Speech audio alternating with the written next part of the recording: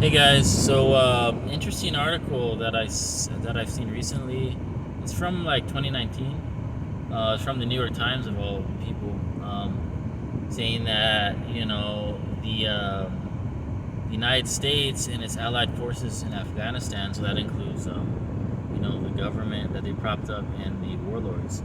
So yeah, the United States and their allies and their Afghan allies have killed more people than the Taliban. I'll copy the I'll leave a copy of the link below in the description box so you all can read it for yourself. But it's pretty interesting. But it's not that surprising, given the disparity of forces between the two groups. I mean, that in of itself, the group with the most, usually not always, but usually the group with the superior forces inflicts the most casualties. That's just kind of math. but yeah, so it's interesting to see that in light of all this propaganda, frankly, coming out from the media and this hair on fire coverage. It's funny because when I voiced my support for the United States withdrawing from Afghanistan, people call me a Taliban sympathizer. But on the other hand, people that support the United States staying there and the status quo staying there, they're not. People don't say, "Oh, you guys must support more civilian casualties." So I mean that's the same logic of their argument. So, but yeah, I mean I'm not a fan of the Taliban based on their previous rule in from '96 to 2001. But it does. I don't know. At least as far as what the rhetoric coming from them is pretty good. It's promising. I saw there's another article from NPR where they're interviewing some spokesperson.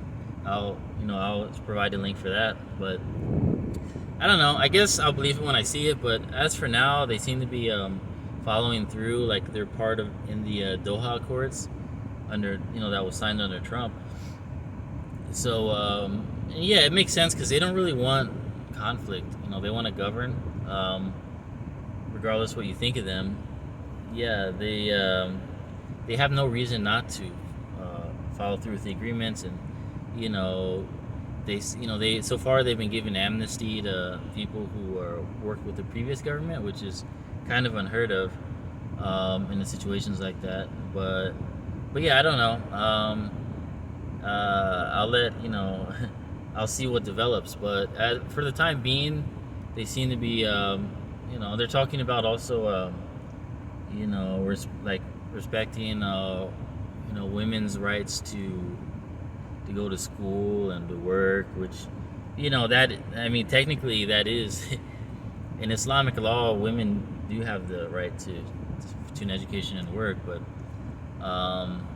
yeah. So at any rate, yeah, it's just an interesting article here about yeah, the United States has inflicted more, and their allies have inflicted more casualties on the Afghan people. Um, I don't know the exact percentage. I saw a CFR saying like 60 to 40%, but then again, they're not a good source because they're pretty much just State Department propaganda. But yeah, at any rate, and yeah, obviously the Afghan government had very little public support, very corrupt. There's a lot, I have a story about that coming up later about the ghost soldiers. So yeah, extremely corrupt puppet regime that we put in. Proof of that is Ghani. He like yeah, he fled the country with like I think over $100 million. So that tells you everything right there. He pretty much pulled a samosa. So yeah, and those were the options, honestly, for Afghanistan. The only options at this time, at least, are the puppet corrupt government installed by the United States with their warlord allies, who are, for all intents and purposes, worse than the Taliban. You know, they're involved in the poppy trade, and they just have no like guiding principles. You know, they have child sex slaves. Another thing I talked about in the previous video. And of course, the government's just hopelessly corrupt. So they have them or the Taliban.